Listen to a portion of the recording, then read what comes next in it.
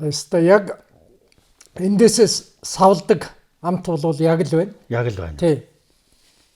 Амтын бол бүр одоо их мэдэрсэн байдаг. Бид нар их энэ тэнд явахдаа санагалцдаг. Тэр амт бол яхахгүй одоо байна. Монголчуудаа хааны наршааныг хүргэх ийм одоо боломж байна гэдгийг одоо судлаад нэвтрүүлж байгаа юм байна.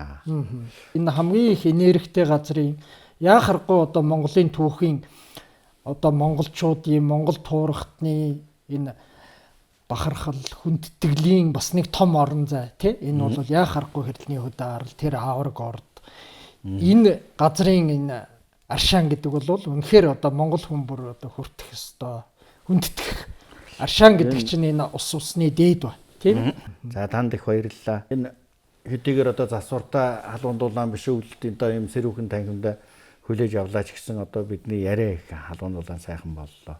Үзэгчдээ бас шинэ мэдээлэл хүргэлээ гэж бодож байна. Баярлалаа. За баярлалаа. Та бүхэнд бас амжилт хүсье.